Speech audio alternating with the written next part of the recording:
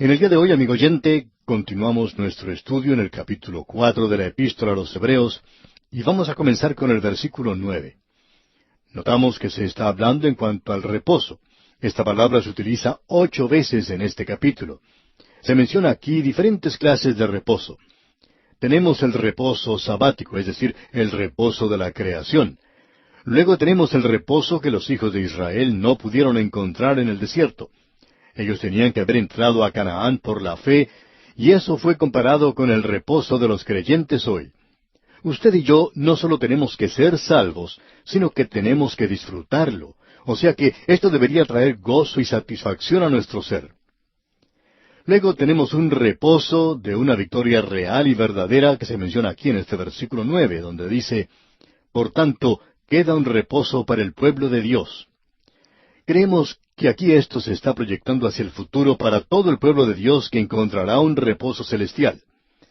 El cielo será un lugar de una satisfacción profunda, de gozo verdadero y un lugar de verdadera bendición. Y ese es el reposo en el cual nadie tendrá temor. Los versículos 9 y 10 entonces dicen, «Por tanto, queda un reposo para el pueblo de Dios, porque el que ha entrado en su reposo también ha reposado de sus obras como Dios de las suyas». Dios descansó el séptimo día. Ya hemos dicho esto anteriormente. En realidad, nosotros no debemos pensar que lo que Él hizo fue sentarse y decir, ahora estoy cansado. He estado trabajando 6 días, 8 horas diarias, desde la salida del sol hasta la puesta del sol, y estoy cansado. Así es que me voy a sentar a descansar. No, amigo oyente, no es nada de eso. El reposo que se menciona aquí es un reposo de una obra perfecta de la creación. La creación ha sido finalizada.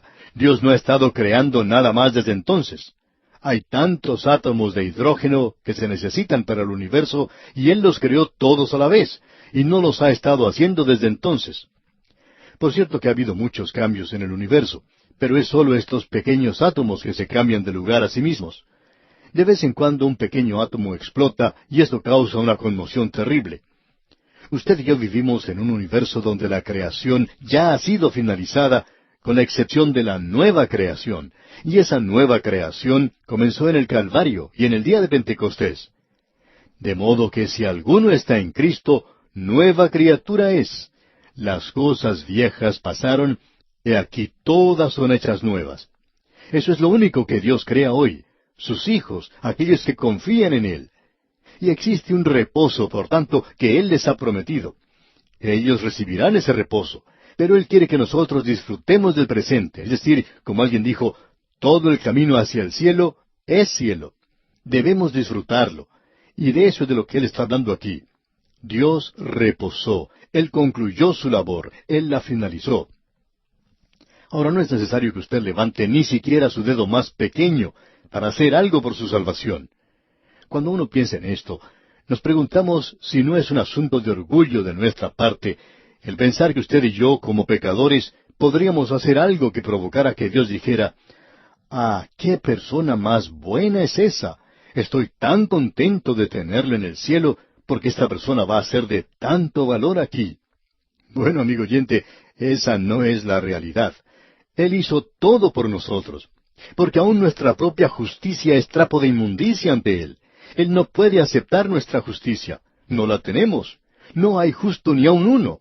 Por tanto, Él nos ofrece una salvación completa. Y cuando nosotros confiamos en Cristo, entonces somos una nueva creación en Cristo Jesús. Notemos ahora en el versículo 11 de este capítulo 4 de la Epístola a los Hebreos, que Él nos dice, «Procuremos, pues, entrar en aquel reposo, para que ninguno caiga en semejante ejemplo de desobediencia».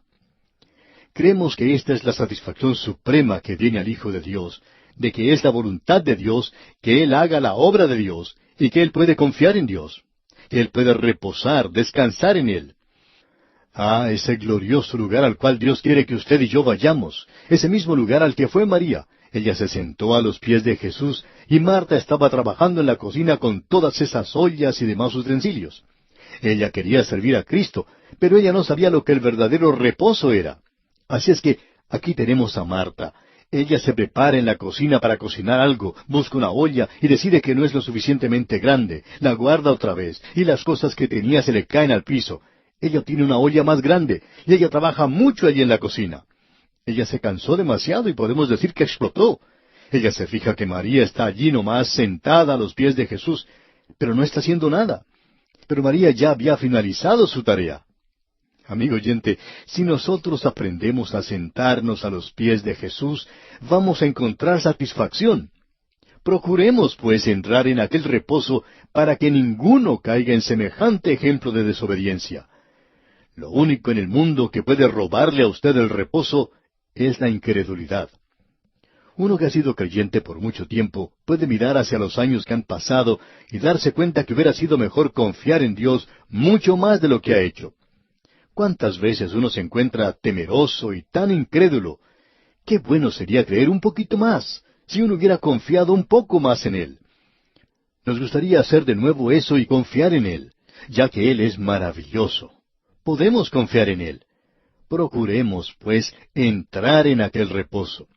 Ahora alguien nos pregunta, ¿es necesario trabajar para entrar al reposo? Por cierto que sí, amigo oyente. Aquí se nos indica que debemos trabajar para poder descansar. Por eso dice, procuremos, pues. O sea, luchemos, hagamos lo posible. Y amigo oyente, cuando uno hace alguna tarea y llega al final del día y luego se sienta, ¿no tiene una satisfacción al hacer eso? ¿De haber obrado todo el día para asirse de Dios? Consiga a Dios en oración hoy y luche hoy y déjese usar por Dios hoy. Ah, amigo creyente, permítanos decirle que debemos trabajar hoy. Llegamos ahora a otro gran pasaje de las Escrituras. Tenemos aquí otra de las expresiones que se utiliza en estas pequeñas palabras que en la epístola a los Romanos llamamos semántica. El apóstol Pablo usa estas palabras, por tanto, por cuanto, porque, como un cemento para unir todo su argumento. El apóstol Pablo era un hombre muy lógico. Alguien ha dicho, aparte de todo lo que uno pueda decir en cuanto a Pablo, hay que decir una cosa, que Pablo es lógico. Vemos que él escribió esto, y aquí tenemos una pequeña palabra, porque. Pero aún así, es una gran palabra. Alguien ha dicho, Dios hace girar puertas grandes en bisagras pequeñas. Y aquí tenemos una de esas pequeñas bisagras, pero tenemos una gran puerta. Leamos el versículo 12 de este capítulo 4 de la Epístola a los Hebreos. Porque la palabra de Dios es viva y eficaz, y más cortante que toda espada de dos filos, y penetra hasta partir el alma y el espíritu, las coyunturas y los tuétanos, y discierne los pensamientos y las intenciones del corazón. Deseamos analizar este versículo. Queremos observarlo larga y cuidadosamente. Hay algunos expositores que opinan que palabra aquí no se refiere a la palabra escrita, sino a la palabra viviente que es el Señor Jesucristo. Bueno, después de todo, la palabra escrita también es llamada la palabra viviente. Aquí primordialmente creemos que se refiere a la palabra escrita, y la palabra escrita revela a Cristo. Es el marco que revela al Cristo viviente, y creo que podemos referirnos a ambos. Pero primordialmente creemos que se refiere a la palabra escrita. Veamos lo que dice aquí. La palabra de Dios. Debemos creer la palabra de Dios, porque la palabra de Dios es viva y eficaz. Esa palabra eficaz indica que tiene energía.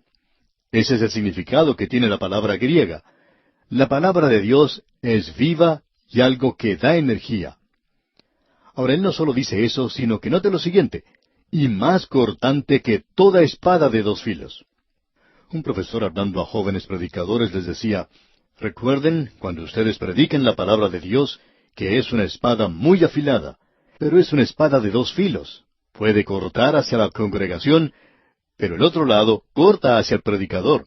Por tanto, no prediquen nada que no les predique a ustedes mismos. Y uno descubre en el ministerio que muchas veces se encuentra predicándose a sí mismo. Quizá el sermón no haya sido para ninguna otra persona, pero lo fue para el predicador mismo. Hay personas que nos preguntan, ¿cómo preparamos estos programas? ¿Tienen alguna audiencia cuando están hablando o preparando las cintas? Y les contestamos que sí. Y se nos pregunta otra vez, ¿quiénes son los que forman la audiencia? Y les contestamos, pues la audiencia radial. Pero esta persona insiste y dice, no, me refiero a una audiencia viva delante de usted.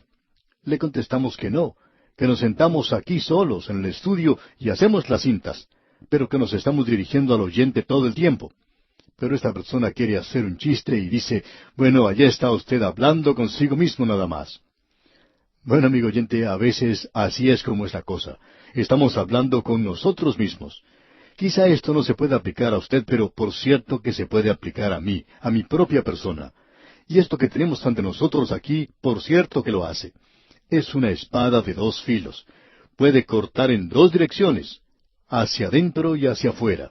Puede cortar hacia la otra persona y puede cortar hacia nosotros también. Es una espada de dos filos, y eso es lo que la palabra de Dios tiene que hacer para penetrar. Usted recuerda que el apóstol Pablo dijo a los tesalonicenses que ellos no habían recibido esto como una palabra ordinaria, sino que lo habían recibido como si fuera la misma palabra de Dios. Y el apóstol Pablo dijo, pues nuestro evangelio no llegó a vosotros en palabra solamente, sino también en el poder, en el Espíritu Santo y en plena certidumbre, como bien sabéis cuáles fuimos entre vosotros por amor de vosotros. Esa es una de las razones por la cual compartimos las cartas de los oyentes.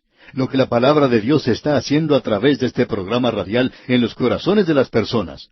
Cómo les lleva a un conocimiento salvador de Cristo y los lleva al lugar donde pueden disfrutar de su vida cristiana y regocijarse en la oración. Y este es el propósito de la palabra de Dios.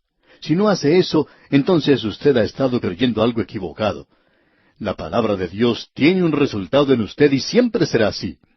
Alguien ha dicho, la palabra de Dios lo mantendrá lejos del pecado, o el pecado lo mantendrá lejos de la palabra de Dios. Hay muchos creyentes hoy que no dedican el tiempo suficiente al estudio de la palabra de Dios. Algunos predicadores que no le dan el tiempo suficiente al estudio de la palabra de Dios. Es una gran disciplina. Hay algo que queremos decir y es especialmente para los predicadores jóvenes. Una de las cosas que los jóvenes predicadores pueden hacer y que se necesita mucha disciplina para llevarlo a cabo es que uno puede ir a través de la Biblia con toda la congregación. Esto es algo que necesita de mucha disciplina y que quizá no ayude a la congregación, pero por cierto que va a ayudar al predicador. Eso es algo realmente bueno. Es una espada muy cortante, es una espada de dos filos. Y penetra, como dice aquí, hasta partir el alma y el espíritu. En cierta ocasión un hombre le hizo una pregunta a su pastor en cuanto a hacer una distinción entre el alma y el espíritu. Él tenía una división muy ingeniosa, psicológica entre los dos. Y el pastor le dijo, bueno, usted ha hecho una división bastante pequeña, y sería muy bonito. Pero ¿sabe usted una cosa? Solo la palabra de Dios puede dividir el alma y el espíritu. Usted y yo no lo podemos hacer.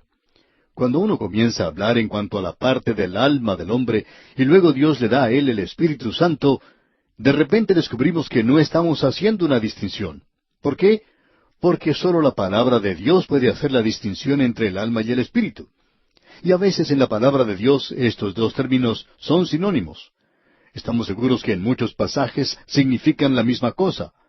Hay otros pasajes donde es muy claro que el alma y el espíritu no son la misma cosa, son cosas separadas. Y eso es lo que tenemos aquí. Solo la palabra de Dios puede dividir el alma y el espíritu.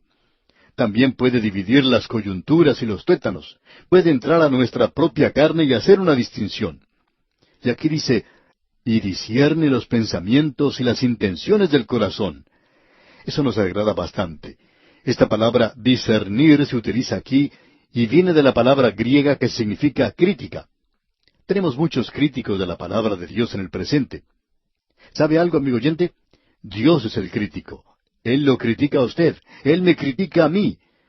Yo tengo dudas de que cualquier hombre hoy se encuentre en una posición donde pueda juzgar la palabra de Dios. Y le vamos a decir por qué. Hay muchas razones. Una de ellas es que no hay ningún libro como este. Fue escrito durante un período de 1500 años por unos 45 autores o escritores diferentes, algunos de ellos ni siquiera habían oído de los otros. Aun aquellos que seguían a los que les habían precedido, ni siquiera habían oído de ellos. Sin embargo, todos están de acuerdo. Todos ellos presentan la gran historia, presentan una salvación gloriosa. Amigo oyente, ningún hombre está en la posición de juzgar esto. No hay ninguno que sea capaz de juzgar la Biblia.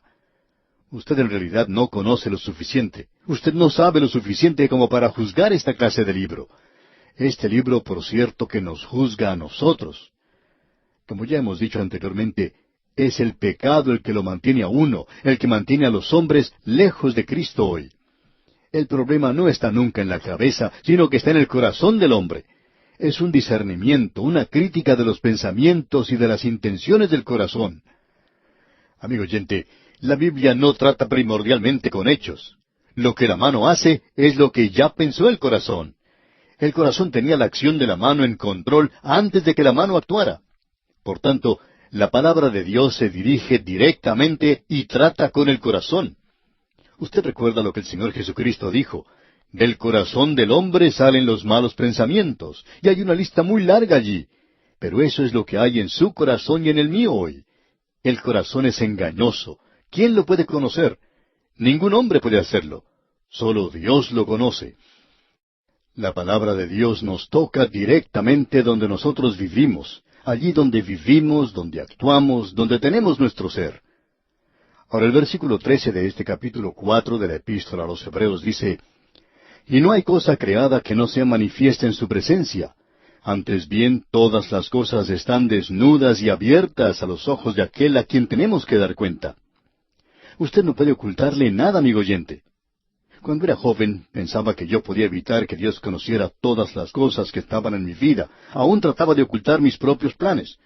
Oraba para que Él me diera ciertas cosas, pero nunca le presentaba todo el motivo completo. No necesitaba hacerle saber a Él el motivo. Y amigo oyente, yo pensaba que la oración iba a parecer mucho mejor si yo no mencionaba ese motivo. Pero Él lo sabía todo el tiempo. Él conoce todo lo que pensamos, lo que está en nuestro corazón, y todo está abierto delante de Él. Amigo oyente, su vida es como un libro abierto ante Él. Alguien dijo: ¿usted piensa que nosotros debemos confesarle todo a Él? Bueno, ¿por qué no lo hace? Él ya lo sabe de todas maneras. Es mejor decirle todo a Él. No se le puede ocultar nada, amigo oyente. Esto es realmente maravilloso. Llegamos ahora a una parte maravillosa en esta epístola a los Hebreos, pero vamos a dejar esto para considerarlo, Dios mediante, en nuestro próximo programa. Continuamos hoy, amigo oyente, nuestro recorrido por el capítulo 4 de la epístola a los Hebreos. Y al llegar hoy a este pasaje de las Escrituras, que comienza aquí con el versículo 14 de este capítulo 4, iniciamos nuestra consideración de nuestro gran sumo sacerdote en los últimos 3 versículos. Vamos a poder ver, comenzando con este versículo 14 y hasta el versículo 28 del capítulo 7, que Cristo es mejor que el sacerdocio levítico. El Señor Jesucristo es nuestro gran sumo sacerdote. Esto va a ser muy importante de notar porque los israelitas acostumbraban a ir a través del sumo sacerdote de la orden levítica y el sacerdote que servía en el tabernáculo o en el templo, y era a través de ellos que hacían su consagración a Dios y llevaban sus sacrificios. En este pasaje vemos que el Señor Jesucristo es nuestro sacerdote. El escritor aquí, y creemos una vez más que era el apóstol Pablo, se muestra preocupado y a la vez muy entusiasta en cuanto al sacerdocio de Cristo. En el capítulo 3 él había dicho: considerad al apóstol y sumo sacerdote de nuestra profesión, Cristo Jesús. Él quería que la gente que estaba leyendo la epístola considerara inmediatamente a nuestro sumo sacerdote. Él ha llegado ahora a este tema, y este será el tema a través del resto de la epístola, pero también habrá, por supuesto, la aplicación de esta gran verdad. Ahora el versículo 14 de este capítulo 4 de la epístola a los Hebreos dice: por tanto, teniendo un gran sumo sacerdote que traspasó los cielos, Jesús, el Hijo de Dios, retengamos nuestra profesión. Y se podría decir mejor, nuestra confesión. Cristo es nuestro gran sumo sacerdote. La noción pagana del sacerdocio creemos que influencia un poco nuestro pensar en referencia a un sacerdote. Lo que el sacerdote pagano en realidad hacía era poner una barrera en cuanto al acercamiento a Dios. El sacerdote reclamaba para sí cierto poder místico que sería esencial para que una persona se acercara a Dios, y esta persona tenía que ir a través del sacerdote que tenía esa habilidad en particular. Esta clase de cosa, por supuesto, niega la obra consumada de Cristo y el sacerdocio de todos los creyentes. Esa fue una de las grandes verdades que enfatizó Juan Calvino, y era esto del sacerdocio de todos los creyentes. Todos nosotros necesitamos un sacerdote. Tenemos algo que nos falta, tenemos una necesidad de ayuda, y todos nosotros tenemos problemas. Esta es la respuesta al clamor de Job cuando dijo, «Oh, si hubiera algún mediador o un sacerdote que estuviera entre mí y Dios, que pusiera su mano en la mano de Dios y que luego ponga su mano en mi mano y nos uniera».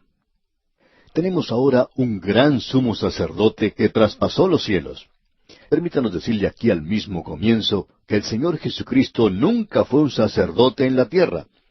La única mención que tenemos de Él haciendo cualquier clase de sacrificio, y Él nunca tuvo necesidad de hacer un sacrificio para sí mismo, por supuesto, fue en la oportunidad cuando le dijo a Simón Pedro que pescara un pez, que sacara la moneda de oro de la boca del pez para pagar los impuestos.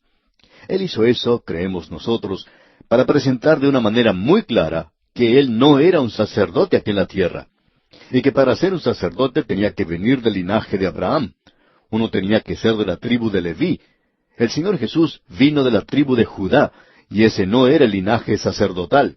Él estaba en el linaje real. Pero cuando Él estuvo aquí en la tierra, Él vino como profeta. Él vino hablando por Dios. Él regresó al cielo como sacerdote para representarnos allá a nosotros. Él llegó a ser un sacerdote cuando ascendió a los cielos. Él murió aquí para salvarnos, y Él vive allá para mantenernos salvos. Notemos nuevamente lo que dice aquí. Por tanto, teniendo un sumo sacerdote. Tenemos un sumo sacerdote. Él traspasó los cielos. Uno de los cargos o funciones que tiene el Señor Jesucristo es como sacerdote.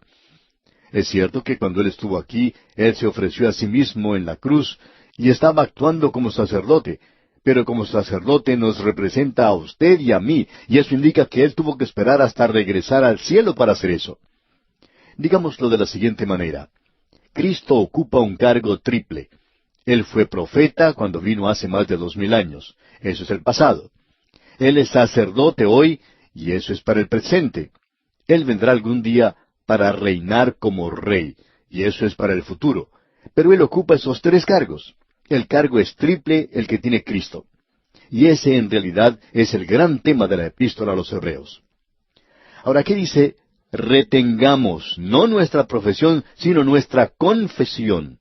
Así es que aquí tenemos nuevamente esta expresión que es en realidad un mandamiento para nosotros. Es un reto, como podemos apreciar. Es un llamado, creemos, que nos dice que hagamos algo. Retengamos nuestra confesión.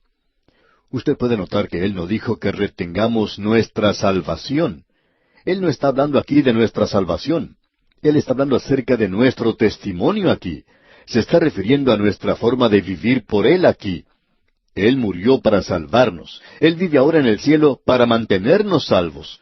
Y eso nos ayuda a ser buenos testigos de Él. Eso es algo que es muy importante. Hay personas que dicen, bueno, yo no puedo vivir la vida cristiana. Amigo oyente, usted no puede vivir la vida cristiana. Y Dios nunca le pidió a usted que viva la vida cristiana. Y le doy gracias a Dios por eso. Porque si uno tratara de hacerlo, no daría resultado. Usted no lo puede hacer en su propia fuerza. Él nunca le pidió a usted que hiciera eso. Lo que Él sí le pidió es que la viviera a través de Él. Él vive allá arriba para que usted y yo podamos mantener o retener nuestra confesión, nuestro testimonio aquí abajo. Él tendrá una lista y repasará esa lista de los héroes de la fe, como los llamamos nosotros. En realidad, demuestra lo que la fe hizo en la vida de los hombres y mujeres de todas las edades, y cuando veamos lo que dice el capítulo 11, nos habla de esas personas mencionadas allí que tuvieron un buen testimonio. Todos ellos tuvieron eso. Todos ellos tuvieron un informe favorable. Ese fue un testimonio a través de la fe. Y usted puede analizar a cualquiera de los que están allí. Abraham, por ejemplo, él tuvo un buen testimonio. Y esta gente vivió por fe. Y por fe nosotros tenemos hoy un sumo sacerdote que está allá para ayudarnos. Vivimos para Dios hoy. Y en el versículo 15 de este capítulo 4 de la epístola a los Hebreos leemos, porque no tenemos un sumo sacerdote que no pueda compadecerse de nuestras debilidades, sino uno que fue tentado en todo según nuestra semejanza, pero sin pecado. Él fue tentado, amigo oyente, pero sin pecado. Fue probado, pero sin pecado. No vamos a hablar de eso nuevamente porque ya hemos tratado este tema antes. Pero en la tentación, como nosotros la llamamos, la prueba de Jesús en el desierto, Él no podía haber fracasado, porque Él es el Dios hombre. Pero la presión de esta prueba fue mucho mayor para Él de lo que podría haber sido para nosotros. El Señor Jesucristo dijo, porque viene el príncipe de este mundo, y Él nada tiene en mí. Pero sí que lo tiene en mí y en usted también, amigo oyente. Podríamos presentar una ilustración aquí de un barco en el agua. Y ese barco solo puede soportar cierta presión. Cuando se le pone demasiada presión, entonces se raja el casco del bote o del barco y entra el agua. Y así se quita esa presión. Y así somos la mayoría de nosotros. En el momento en que dejamos de resistir, ya no hay más presión, porque usted ha abandonado su lucha. Pero Él nunca dejó de hacer eso. Así es que la presión estaba en aumento constante. Y eso es algo que usted y yo no conocemos. Permítanos usar otra ilustración. Podemos observar a un tren, por ejemplo. Quizá usted ha podido ver a un tren de carga, y en su lado cada vagón indica la cantidad de peso que puede soportar. De vez en cuando podemos ver a un vagón que tiene cierta depresión en el medio, como uno de esos caballos viejos que tiene una curvatura en el lomo, una curvatura hacia abajo. Ahora, ¿qué fue lo que sucedió? Bueno, se le puso demasiado peso. Y entonces se dio. No puede cargar tanto peso. Y eso es cierto con todos nosotros, amigo oyente. Nosotros podemos soportar cierto peso y no podemos llevar más de eso. Amigo oyente, el peso que el Señor pudo llevar fue algo infinito, y Él fue probado por tanto.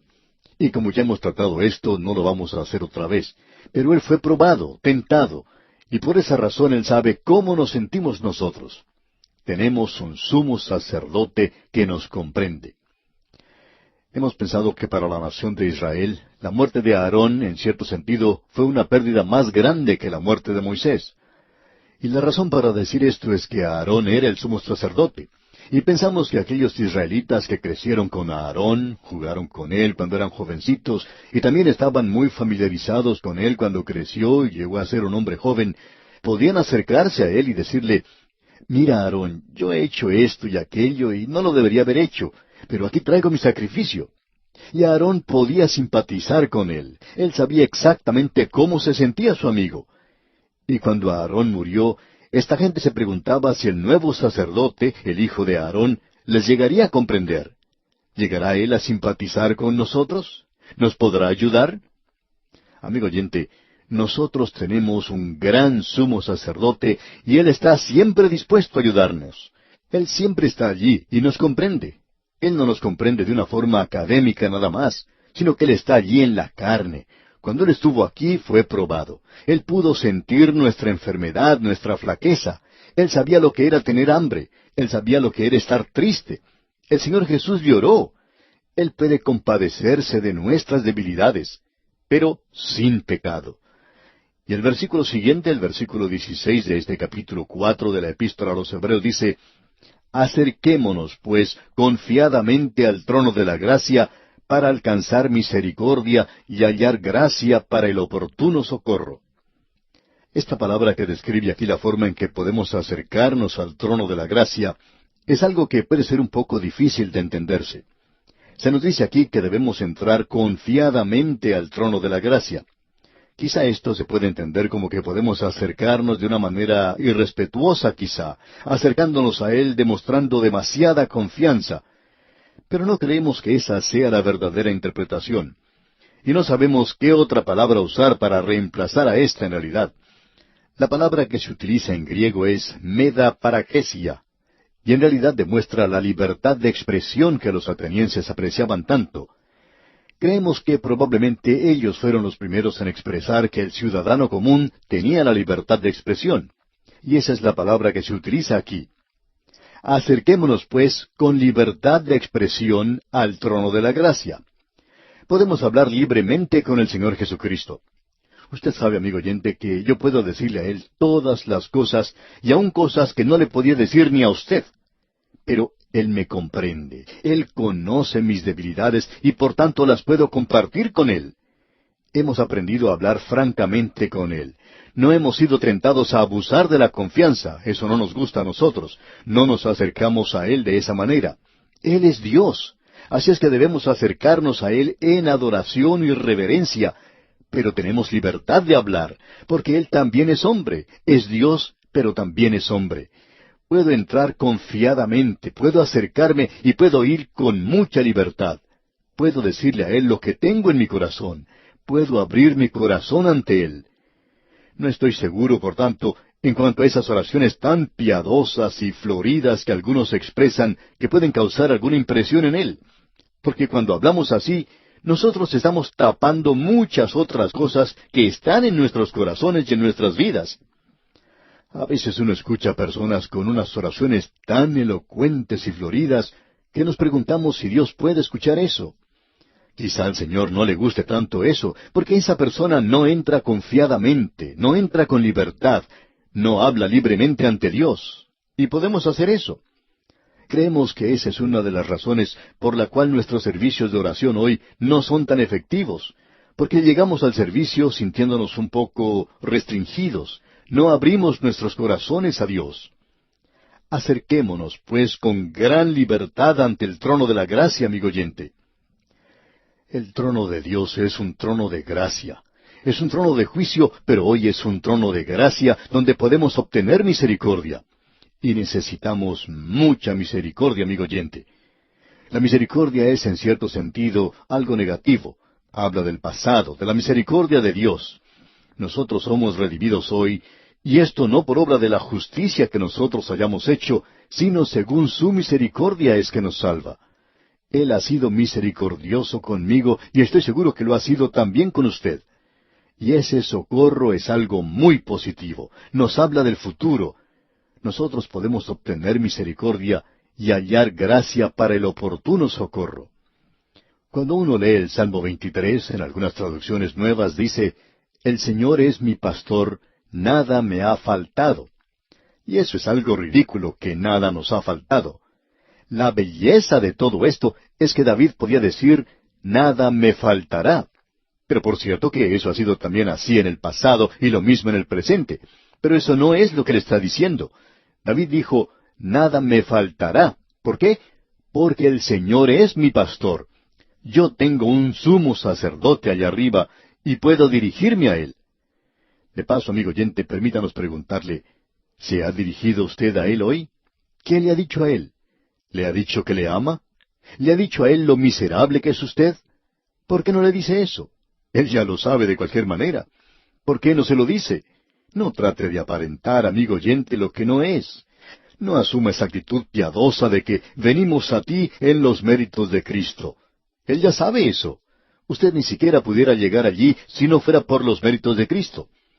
Podemos acercarnos a Él libremente y hablarle a Él porque esa es la única forma en que usted y yo podemos acercarnos a Él. No actuemos de una forma demasiado piadosa. No creemos que a Él le guste eso. Bien, llegamos ahora al capítulo 5 de esta epístola a los Hebreos. En los primeros 10 versículos de este capítulo veremos la definición de un sacerdote. Permítanos decir lo siguiente como preparación para nuestro próximo estudio. Cristo, como ya hemos dicho, tiene un cargo triple, de profeta, de sacerdote y de rey. Como profeta, Él habló aquí hace más de 2000 años. Ya hemos visto que Él es la palabra final de parte de Dios para con los hombres. Dios ha dicho todo lo que Él va a decir en Cristo. Ahora, Él es la palabra de Dios. Y luego, Él es nuestro sacerdote. Y allí es donde Él se encuentra en este mismo instante para el día de hoy. Él es el sacerdote para la generación de ahora. Él vendrá algún día como rey, pero ahora Él es nuestro gran sumo sacerdote. ¿Y qué es un sacerdote? ¿Cómo llena Él los requisitos? Ya veremos esto, Dios mediante, en nuestro próximo estudio. Y como preparación para estudiar el capítulo 5 de esta epístola a los Hebreos, le sugerimos que lea todo este capítulo para estar al tanto de lo que consideraremos en nuestro próximo programa. Llegamos hoy, amigo oyente, al capítulo 5 en este recorrido que estamos efectuando por la epístola a los Hebreos. Y en el versículo 1 vamos a ver cuál es la definición de un sacerdote. se nos dice que Cristo es nuestro gran sumo sacerdote. Eso es algo muy importante de notar de nuestra parte, que Él es nuestro gran sumo sacerdote. En nuestro programa anterior vimos que teníamos acceso a Él. Cada creyente es un sacerdote. Usted puede ir a Él de la misma manera en que lo podía hacer a Aarón, y Él era un sumo sacerdote. Y todos los de la tribu de Leví eran sacerdotes. Nosotros tenemos un gran sumo sacerdote y tenemos acceso a Dios. Podemos ofrecer sacrificios con nuestras alabanzas. ¿Le ha alabado usted al Señor hoy? Y nosotros podemos ofrecerle la substancia, el fruto de nuestras manos, o el fruto de nuestras mentes, o de nuestro tiempo. Podemos hacer toda esta clase de ofrendas al Señor, digamos de paso, y lo hacemos como lo haría un sacerdote. La oración es la obra del sacerdote. Y esto elimina todas esas cosas que tenemos hoy, todos los métodos que hemos creado en el presente. Y en el día de hoy creemos que hay dos acercamientos extremos a Dios a través de la adoración. Uno de ellos es un acercamiento demasiado emocional, y el otro es un acercamiento demasiado ritual. Ninguno de estos dos acercamientos es una adoración espiritual. Necesitamos llegar ante Él sencillamente y dejar de lado todas las cosas y métodos que tenemos. Alguien contó una vez una historia acerca de un astronauta. Se encontraba este astronauta en su cápsula, listo para la partida del cohete, y antes de que se cerrara la portezuela, llegó un periodista y le hizo una pregunta. Los periodistas, usted sabe, a veces hacen unas preguntas bastante ingenuas. Este periodista, pues, preguntó, ¿qué es lo que siente usted, un astronauta, listo para partir? Y esta fue la respuesta que recibió. Escuche usted.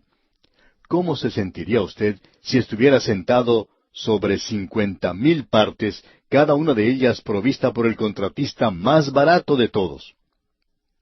Amigo oyente, esa es la adoración que muchos ofrecen hoy a Dios. O son demasiado ritualistas o emocionales, y ninguna de ellas es espiritual. Notemos lo que se nos dice aquí, que nosotros podemos acercarnos libremente hoy al trono de la gracia. Y necesitamos misericordia, necesitamos ayuda, y Él está en una posición de suplir eso, porque Él es nuestro gran sumo sacerdote. ¿Y quién es nuestro gran sumo sacerdote? Bueno, en este capítulo 5 vamos a encontrar esta respuesta, y en el primer versículo leemos, porque todo sumo sacerdote tomado de entre los hombres es constituido a favor de los hombres en lo que a Dios se refiere, para que presente ofrendas y sacrificios por los pecados. Tenemos aquí una definición de un sacerdote. Hay aquí, según podemos notar, 3 requerimientos, 3 requisitos. El número 1 es tomado de entre los hombres, es decir, que tiene que ser un hombre, tiene que ser un representante. Él representa al hombre, pero lo representa ante Dios. Aquí se nos dice, constituido a favor de los hombres en lo que a Dios se refiere. Él va ante Dios. Por tanto, tiene que ser aceptable para con Dios. Notemos la sugerencia que tenemos aquí, a favor de los hombres en lo que a Dios se refiere. Ahora, en el versículo 4 se nos dice lo siguiente, y nadie toma para sí esta honra, sino el que es llamado por Dios, como lo fue a Aarón. En otras palabras, debe ser constituido por Dios. Así es que aquí tenemos un hombre, y éste tiene que ir ante Dios y tiene que ser aceptable ante Dios. Es decir, tiene que ser constituido por Dios. Y luego debemos notar en el versículo 1 que es constituido de entre los hombres. Él es de los hombres para representar a los hombres y de entre los hombres. Tiene que ser uno de ellos. Y los representa, es decir, los representa ante Dios.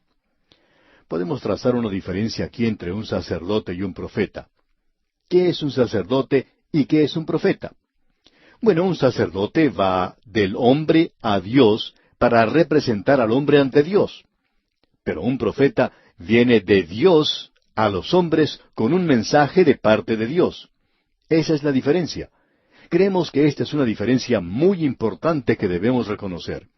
El sacerdote va hacia arriba, de parte de los hombres, a presentarse ante Dios a favor de ellos. Y el profeta baja por el otro lado de la autopista y viene de parte de Dios hacia el hombre. Así es que yo no estoy muy interesado en escuchar a un sacerdote que me diga lo que Dios me tiene que decir. Esa es la obra del profeta, alguien que habla de parte de Dios.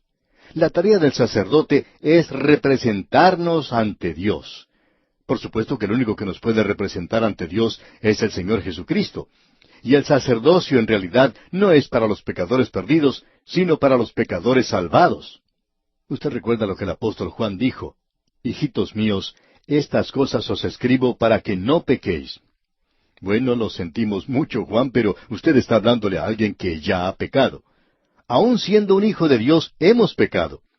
Pero luego nos habla directamente, pues sigue diciendo: y si alguno hubiere pecado, abogado tenemos para con el Padre a Jesucristo el justo. Él nos está representando allá arriba. Hay también alguien allá que nos está acusando. Él nos acusa y es nuestro enemigo. Se trata de Satanás. Pero el Señor Jesucristo nos representa allá arriba. Él es nuestro sumo sacerdote. Él es quien nos representa ante el Padre. Esa es la razón por la cual nunca estaríamos satisfechos con solo tener un sacerdote aquí. Queremos aclarar este asunto y queremos hablar muy honestamente sin querer ser críticos en lo que decimos. Pero nuestro problema siempre es el siguiente. Si usted me va a representar a mí ante Dios, bueno, ¿está usted seguro que ha sido aceptado ante Dios? ¿Ha sido usted acreditado ante Él? ¿Ha sido usted aprobado por Él? Si es así, entonces puede representarme. Nosotros podemos orar los unos por los otros, pero no podemos representarnos unos a los otros allá arriba. Necesitamos a alguien que nos represente, y estamos muy contentos de saber que tenemos a alguien que nos representa ante Dios. Notemos ahora lo que dice: para que presente ofrendas y sacrificios. Nuestro Señor Jesucristo se ofreció a sí mismo. El escritor nos va a mostrar de una manera muy clara que Él tenía algo que ofrecer. Él se ofreció a sí mismo, y cuando Él se ofreció a sí mismo, el oro y la plata se pueden convertir en algo completamente sin valor, comparado con la sangre preciosa de Cristo, quien nos redimió. Notemos lo que sigue diciendo: para que presente ofrendas y sacrificios por los pecados. No por el pecado, sino que es plural, pecados. Es decir, esto nos habla de la vida del creyente aquí abajo. Cuando uno pierde el control de sí mismo y hace o dice algo que no debe, eso es pecado. ¿Se lo confesó usted a Dios, amigo oyente? Usted tiene a alguien que lo representa allá arriba y Él puede hacer intercesión por usted. Él lo ha representado a usted ante Dios. Y nosotros necesitamos a alguien así. Luego se nos dice algo más en el versículo 2 de este capítulo 5 de la Epístola a los Hebreos. Para que se muestre paciente con los ignorantes y extraviados, puesto que Él también está rodeado de debilidad. Nosotros tenemos un gran sumo sacerdote. Y cuando Él llegó al fin de su ministerio terrenal pudo decir: ¿quién me acusa de pecado? Él estuvo acompañado durante 3 años por los discípulos, y si hubiera habido algo malo en Él, ellos lo hubieran sabido. Pero Él no cometió ningún pecado. Lo importante de notar es que Él tenía compasión con los ignorantes.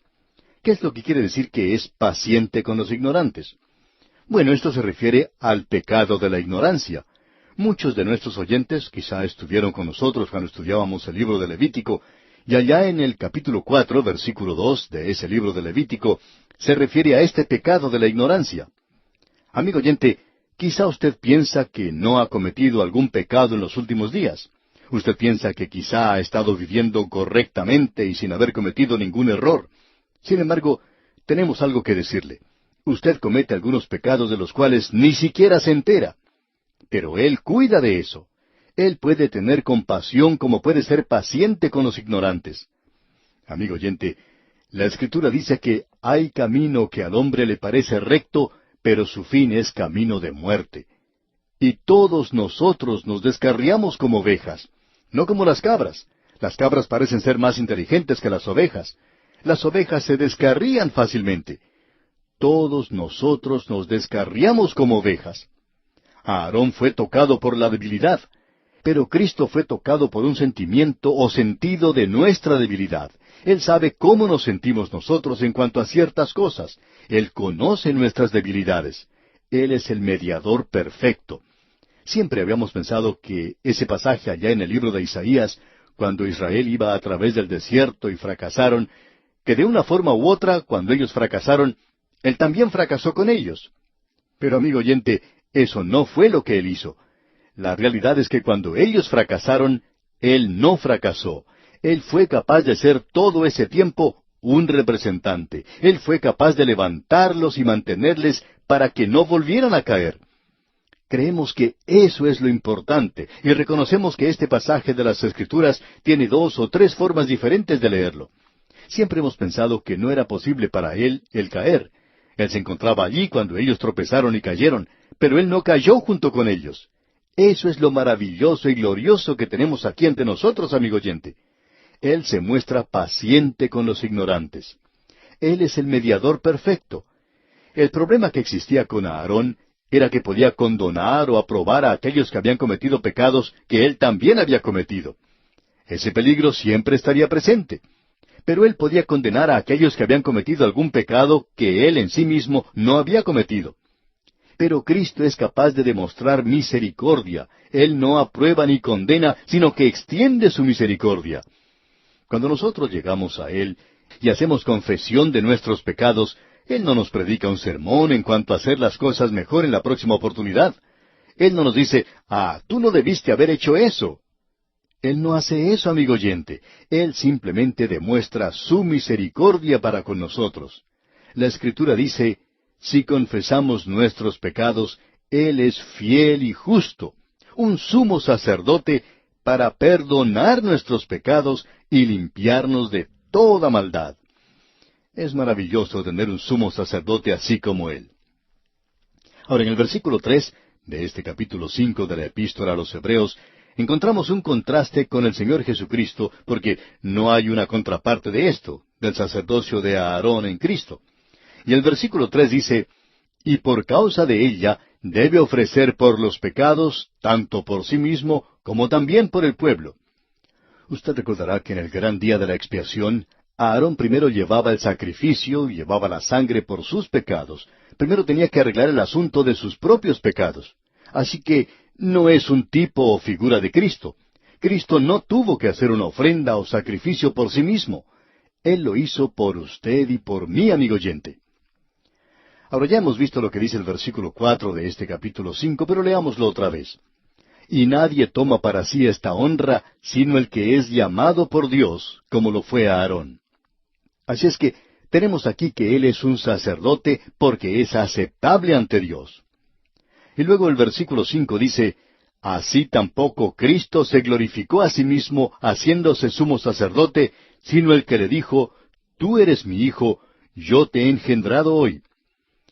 Aquí tenemos otro versículo que nos presenta de una manera muy clara que el principio aquí no tiene nada que ver con Belén, que tiene que ver mucho, sí, con ese jardín cerca del Calvario donde Él fue sepultado. Allí tuvo lugar la resurrección. Él fue el primogénito de entre los muertos, porque, amigo oyente, su sacerdocio comenzó cuando Él regresó allá al cielo, y eso nos habla de su resurrección. Y ahora el versículo 6 dice, como también dice en otro lugar, tú eres sacerdote para siempre, según el orden de Melquisedec. El orden de Aarón no es adecuado para presentar ante nosotros el sacerdocio de Cristo. Así es que nuestro Señor no es un sumo sacerdote en el orden de Aarón, aun cuando Aarón es el tipo, la figura, y Cristo el antitipo. Pero Cristo es el Hijo, y Aarón es simplemente un siervo. Pero ¿qué podemos decir en cuanto a este hombre? Quisiéramos dedicar unos momentos para observar a Melquisedec. ¿Quién es él? Bueno, él es mencionado en el libro de Génesis, y el único informe histórico de él se encuentra en el capítulo 14 de Génesis. Y allí se relata la ocasión cuando Abraham estaba regresando de la guerra en la cual él había recuperado a todos los ciudadanos de Sodoma y Gomorra, y eso incluye a Lot, y también regresó con todo el botín. Y el rey de Sodoma le encontró y le hizo una oferta. Él podía quedarse con todo el botín. Y este hombre Abraham estaba siendo tentado, estamos seguros, en esa ocasión. Pero él rechazó todo eso. ¿Por qué? Bueno, veamos lo que nos dice allá el capítulo 14 de Génesis, versículos 18 al 20. Dice allí, entonces Melquisedec, rey de Salem y sacerdote del Dios Altísimo, sacó pan y vino y le bendijo, diciendo, bendito sea Abraham del Dios Altísimo, creador de los cielos y de la tierra, y bendito sea el Dios Altísimo que entregó tus enemigos en tu mano. Y le dio a Abraham los diezmos de todo. Y Abraham le dio el diezmo allí al rey de Salem. Salem significa paz, y también es el rey de justicia. Y Él se aparece en las páginas de las Escrituras y no sabemos de dónde viene y también sale de la misma manera. No sabemos a dónde fue y ya no hay ninguna otra mención de Él. Eso es lo histórico. Ahora, en el Salmo 110 tenemos la profecía de Melquisedec. Tú eres sacerdote para siempre, según el orden de Melquisedec. Bien, Hebreos nos da ahora esta explicación, nos da ahora esta interpretación de Melquisedec. Hay algunos expositores bíblicos que opinan que Melquisedec es el Cristo preencarnado. Bueno, no podemos aceptar eso y le diremos por qué, amigo oyente. Porque el Señor Jesús es un tipo de Melquisedec. Pensamos que el antitipo no puede ser el tipo o figura de otra manera, no existiría el tipo. Por tanto, Melquisedec, según creemos nosotros, era un ser humano. Y él era el rey de Salem, y entró a las páginas de las Escrituras y salió. Pero hay aquellos que opinan que él es el Cristo preencarnado. Dos hombres que creemos nos han ayudado mucho en nuestro ministerio son Campbell y Schaeffer. Ambos opinan que él era el Cristo preencarnado. Así que usted tendría buena compañía si toma esa posición. Y si nos sigue a nosotros, quizá no esté en muy buena compañía, pero, por supuesto, si usted quiere estar en lo correcto, estamos seguros que quiere seguir con lo que decimos nosotros. Creemos que esto fue dado para nosotros por Moisés, y Dios guardó este tipo de figura aquí, aun cuando Melquisedec no tenía principio de días ni fin de vida. Ni principio ni fin. Y el Señor Jesucristo, Él es el principio y el fin, el alfa y la omega. Él lo comenzó todo y lo finaliza. Él es el amén. Él es quien es el Dios eterno. Así es que no tiene ni principio ni fin. Tenemos un sacerdote así, según Melquisedec, y vamos a tener la interpretación de esto en esta epístola a los Hebreos. Ahora, el versículo 7 de este capítulo 5 dice, Y Cristo, en los días de su carne, ofreciendo ruegos y súplicas con gran clamor y lágrimas al que le podía librar de la muerte, fue oído a causa de su temor reverente. Creemos que aquí tenemos la verdadera interpretación de lo que el Señor Jesucristo quiso decir en el jardín de Getsemaní cuando Él oró, «Deja que pase de mí esta copa». ¿Cuál era esa copa? Era la muerte, amigo oyente. Y el Señor Jesucristo oró. Él no oró para evitar el Calvario, sino que oró para no morir en el jardín de Getsemaní, para que Satanás no pudiera cumplir con sus intenciones allí. Satanás quería evitar que Él llegara a la cruz. Una persona muy pagana hizo la siguiente declaración. Me hubiera gustado estar allí. Le hubiéramos cortado la cabeza y lo hubiéramos hecho pedazos. Entonces nadie le habría adorado. Bueno, esa persona dijo algo sin saber lo que estaba diciendo. Cristo oró de que Él pudiera llegar a la cruz, porque esa era la forma en que Él tenía que morir, amigo oyente. Y vamos a ver esto más de cerca, Dios mediante, en nuestro próximo programa. Por ahora vamos a detenernos aquí. Y como sugerimos siempre, le animamos a leer el resto de este capítulo 5 de la Epístola a los Hebreos para estar al tanto de lo que expondremos en nuestro próximo programa. Regresamos hoy, amigo oyente, a nuestro estudio de la Epístola a los Hebreos y estamos en el capítulo 5. Vamos a comenzar hoy con el versículo 7. Una vez más queremos repetir que este es un libro con el cual nos sentimos totalmente inadecuados para tratarlo. En muchos lugares sentimos como que estamos nada más observando las cosas desde afuera. Y aquí tenemos un ejemplo de esto. Hablando del Señor Jesucristo en el versículo 7 de este capítulo 5 de la Epístola a los Hebreos, se dice que Él es sacerdote según el orden de Melquisedec. Escuche usted. Y Cristo, en los días de su carne, ofreciendo ruegos y súplicas con gran clamor y lágrimas al que le podía librar de la muerte, fue oído a causa de su temor reverente. Se nos dice que el Señor Jesucristo lloró en 3 ocasiones. Pensamos que Él también lo hizo en otras ocasiones, pero se nos informa de solamente 3 veces. Una de ellas ocurrió en la tumba de Lázaro. Y en esa ocasión, aun cuando Él sabía lo que iba a hacer, su corazón sintió ternura y simpatía para con las 2 hermanas del que había muerto, quienes estaban profundamente adoloridas. Y cuando uno lo ve llorar allí, sabemos cómo se siente él, porque usted y yo hemos observado lo que ocurre al lado de las sepulturas cuando se pierde a un ser querido. Luego, el Señor Jesucristo lloró sobre Jerusalén. Cuando Él lloró sobre Jerusalén aquel día, pensamos que Él también lloró sobre las ciudades de cada uno de nosotros, por muchas veces, porque necesitan de alguien que llore sobre ellas. Y Él lo ha hecho, de eso estamos seguros. Y luego la tercera ocasión mencionada es en el jardín de Getsemaní. Ahora, ¿por qué lloró Él allí? Deseamos repasar esto nuevamente porque creemos que es de suma importancia. Desafortunadamente, y como ya hemos mencionado anteriormente, ha habido cínicos incrédulos que han estado diciendo algo que aparentemente algunos creyentes no logran comprender correctamente. No creemos que este hombre, que habla de tal manera, comprenda este pasaje de las Escrituras. Pero él reconoce que le hubiera gustado ver que Jesucristo no llegara a la cruz y poder haberle dado muerte de alguna otra manera. Y eso es exactamente lo que Satanás quería hacer, deshacerse de él allí mismo en el jardín de Getsemaní. Y eso es lo que creemos que él quiso decir cuando dijo, «Pasa de mí esta copa». ¿Cuál era esa copa? Bueno, era la muerte. Él no quería morir allí en el jardín de Getsemaní. Creemos que Satanás quería darle muerte allí, y se nos dice aquí que él fue oído a causa de su temor reverente.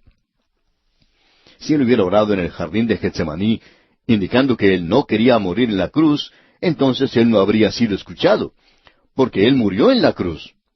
Pero él fue escuchado. Él no murió en el jardín de Getsemaní. La profecía indica de manera muy copiosa y lo deja muy en claro que él iba a morir en la cruz. En el Salmo 22 podemos leer las siguientes palabras: «Líbrame de los cuernos de los búfalos». Y usted no tiene un cuadro mejor de la crucifixión que este. La cruz fue un altar sobre el cual el Hijo de Dios derramó su sangre. Él pagó allí el castigo por sus pecados y los míos, amigo oyente. Porque la vida de la carne en la sangre está, y yo os la he dado para hacer expiación. Dice allá en Levítico 17. El sacrificio del Antiguo Testamento sólo cubría el pecado. Yo la he entregado para expiar vuestros pecados. Él ha derramado su sangre en la cruz, que es un altar. Él le dijo a Nicodemo, «Y como Moisés levantó la serpiente en el desierto, así es necesario que el Hijo del Hombre sea levantado». Él no quería morir allá en el jardín de Getsemaní. Creemos que esa era su oración, una oración humana. Su sudor era como grandes gotas de sangre. El Señor Jesucristo, cuando estaba próximo a su muerte, al acercarse a la cruz, está orando para ser librado de eso. Se nos dice aquí que Él fue oído a causa de su temor reverente. Ya hemos tratado con eso anteriormente en esta misma epístola, que el temor no es algo que siempre está mal. Hay personas que opinan que si uno siente temor bajo cualquier circunstancia, entonces ya no está viviendo realmente la vida cristiana. Sería algo anormal si uno no sintiera temor, amigo oyente. Creemos que necesitamos un poquito más de temor en las iglesias cuando nos reunimos. El temor de Jehová, el temor del Señor. Ese es el principio de la sabiduría. Él tuvo temor, y creemos que es a eso a lo que se refiere aquí. Tenemos otra pregunta que hacernos a nosotros mismos. En el versículo 8 y en el versículo 9 se nos dice, «Y aunque era hijo, por lo que padeció aprendió la obediencia, y habiendo sido perfeccionado, vino a ser autor de eterna salvación para todos los que le obedecen».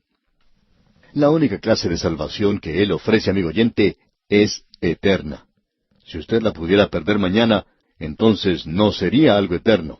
Es de alguna otra clase. Por cierto que no es eterna. Pero Él ofrece eterna salvación para todos los que le obedecen. Ahora, ¿qué es obediencia? Bueno, la gente en cierta ocasión se acercó al Señor Jesucristo y le hizo una pregunta. ¿Cuál es la obra de Dios? Y Él dijo, «Esta es la obra de Dios, que creáis en el que Él ha enviado». Si usted quiere obedecer a Dios, confíe en Cristo. Eso es lo que Él está diciendo. Pero hay algo aquí que nosotros no comprendemos y debemos confesarlo. Estamos aquí frente a un misterio. ¿Por qué tuvo el Hijo de Dios necesidad de aprender obediencia por medio del sufrimiento? ¿Y por qué tuvo necesidad de ser hecho perfecto cuando Él ya era perfecto? Estamos aquí frente a un misterio que no podemos comprender.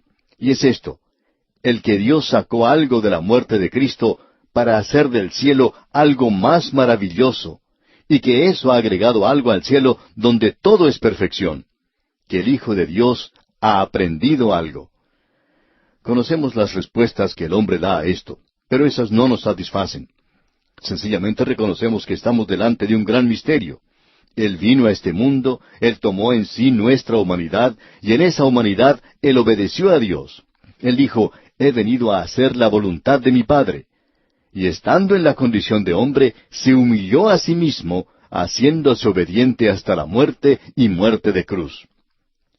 Cuando yo muera, si el Señor no viene antes, amigo oyente, yo no voy a ser obediente en cuanto a esto.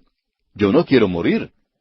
Creemos que es algo morboso hoy que haya algunas personas que siempre están queriendo morir, amigo oyente. No sabemos por qué, pero yo quiero vivir aquí tanto tiempo como me sea posible. El autor de estos estudios bíblicos, el doctor J. Vernon McGee, contaba que cuando él tenía cáncer, había mucha gente que le escribía diciendo, nosotros estamos orando por usted para que el Señor le sane. Y él decía, y yo les daba las gracias por eso, porque el Señor escuchó sus oraciones. Pero había una señora cerca de donde él vivía, que era amiga de él. Esta señora escribió diciéndole que no estaba orando para que el Señor le dejara aquí. Ella le decía en su carta, yo sé que usted está listo para partir, así es que estoy orando al Señor para que se lo lleve. Y él escribió enseguida diciéndole, mire, deje al Señor tranquilo en esto. Este asunto es cosa de Él, es algo entre Él y yo no quiero que usted le vaya a decir al Señor cuándo Él me tiene que llevar a mí, porque quiero quedarme aquí y le daría las gracias si usted no orara más de esa manera. Por lo menos cambie eso. Dígale que se equivocó usted al orar o algo así, que yo quiero quedarme aquí. Yo quiero quedarme aquí tanto como pueda. Amigo oyente, reconocemos que estamos ante un misterio, que necesitamos que el Señor nos enseñe algo en esto. Eso es todo lo que podemos decir en cuanto a esto, y no podemos decir nada más. Ahora el versículo 10 de este capítulo 5 de la Epístola a los Hebreos nos dice, y fue declarado por Dios sumo sacerdote según el orden de Melquisedec. Ahora esta palabra declarado mencionada aquí quiere decir saludado, y se refiere a Melquisedec. Él va a tratar de este asunto del sacerdocio de Cristo, del sumo sacerdocio de Cristo, y que Melquisedec nos fue presentado en el Antiguo Testamento, donde solo hay 2 referencias allí en cuanto a él, pero que fueron dadas porque éstas debían ser un tipo, una figura del sacerdocio del Señor Jesucristo. Llegamos aquí ante otra luz roja. Aquí tenemos la 4ª señal de peligro que presenta el escritor de esta epístola a los Hebreos. Esta señal de peligro es una señal que es como una luz roja. Él está listo para entrar a la autopista, pero antes de hacerlo, él dice que uno tiene que mirar a ambos lados. Esto es muy importante. En lo que resta de este capítulo 5, tenemos la 3ª señal de peligro, del peligro de ser duros de oír. Aquí tenemos un pasaje de las Escrituras al cual necesitamos prestarle mucha atención, porque es algo de suma importancia. De aquí en adelante, pues, tenemos en lo que resta de este capítulo 5 el peligro de ser tardos para oír. Luego, en el capítulo 6, él va a mencionar otra señal de peligro antes de entrar al tema de Cristo como nuestro sumo sacerdote según el orden de Melquisedec, y es el peligro de la separación. Nos estamos acercando, como probablemente usted ya sabe, a un gran capítulo, al capítulo 6 de esta epístola a los Hebreos, y ahora queremos finalizar esta sección para que Dios mediante, en nuestro próximo estudio, podamos prestar toda la atención necesaria a este maravilloso capítulo 6. Reconocemos que existe allí un problema, pero ya vamos a tratar con eso. Notemos ahora aquí que tenemos esta luz roja en el versículo 11 de este capítulo 5 de la Epístola a los Hebreos. Dice, acerca de esto tenemos mucho que decir, y difícil de explicar, por cuanto os habéis hecho tardos para oír. El apóstol Pablo dice, y repetimos que creemos, fue el apóstol Pablo quien escribió esta epístola, y él dice, yo tengo muchas cosas que decir, pero ¿por qué es difícil de explicar? El problema era que ellos se habían hecho tardos para oír. Él lo podía declarar, pero ellos no lo podían asimilar.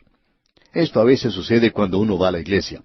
Usted tiene un pastor que enseña lo que la Biblia dice y lo explica de varias maneras. Y después del servicio usted conversa con alguna otra persona y dice, bueno, yo no creo que el pastor habló claramente hoy. No creo que su mensaje estuvo a la par con lo que él puede hacer. Pero ¿se detuvo usted a pensar que el problema de ese día pudo haber estado en usted? Aquí dice, os habéis hecho tardos para oír. El problema no está en la persona que habla, sino en la que está escuchando. El problema de los oídos hoy. Ese es el gran problema de los creyentes, oír la palabra de Dios.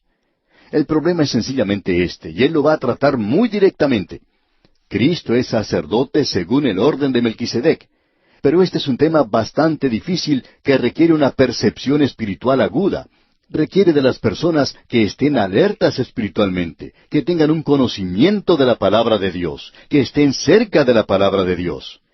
Los creyentes hebreos tenían un cociente espiritual muy bajo, no un cociente intelectual, sino espiritual.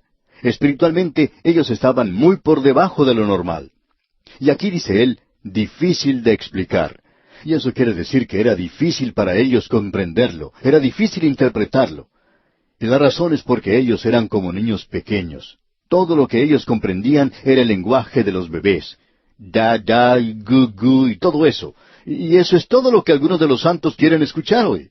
Quieren que el predicador les hable de esa manera, tan sencilla, infantil diríamos. No quieren algo que es difícil. Y esa es la razón por la cual algunos predicadores hoy están diciendo cualquier cosa en el púlpito. En realidad están asesinando la palabra de Dios. La matan completamente y presentan otra cosa que no es nada más que su propio punto de vista. Amigo oyente, la razón por la cual existe esto es que a muchas personas les gusta escuchar esta clase de lenguaje de los niños. Ahora él va a hablar de una manera muy directa, va a poner su dedo en la llaga. En el versículo 12 leemos, porque debiendo ser ya maestros, después de tanto tiempo, tenéis necesidad de que se os vuelva a enseñar cuáles son los primeros rudimentos de las palabras de Dios. O sea que ellos debían haber aprendido su abecedario. Algunos quieren ya recibir su diploma de graduados, pero ni siquiera conocen el alfabeto. Por tanto, él tiene que repasar otra vez esto para los bebés. Él tiene que darles la leche otra vez. Tenéis necesidad de que se os vuelva a enseñar cuáles son los primeros rudimentos. Y esta palabra rudimentos viene de la palabra griega stoikion, de la cual obtenemos la palabra Adán, digamos de paso. Se refiere a elementos primarios, a las primeras letras de la vida cristiana. Ellos ya deberían ser maestros, deberían ser santos maduros. En lugar de eso, son como bebitos, y necesitan que alguien les ayude. Estamos hablando aquí en cuanto a los primeros rudimentos de la palabra de Dios. Aquí tenemos un ejemplo. Después de finalizar el servicio, el pastor sale a la puerta de la iglesia y allí saluda a la gente que está saliendo del servicio. Luego llega un creyente y le dice, «Pastor, ¿tiene usted algo en contra de mí?» Y el pastor le contesta, «No, ¿por qué? ¿Por qué dice eso?» «Bueno, pastor, dice, usted pasó al lado mío en la calle ayer y ni siquiera me saludó».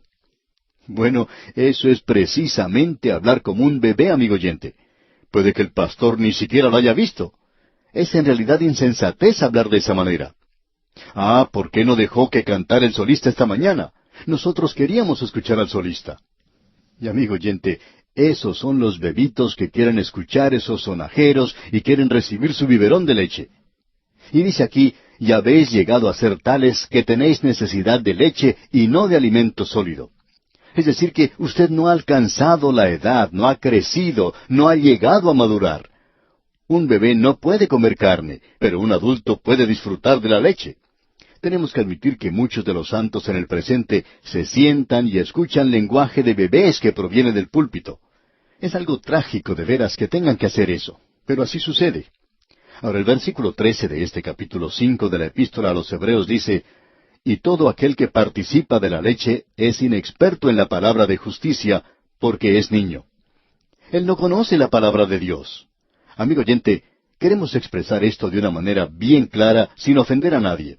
Pero queremos ayudarle ya que usted no puede crecer aparte de la palabra de Dios. No interesa cuánta actividad usted desarrolle en la iglesia.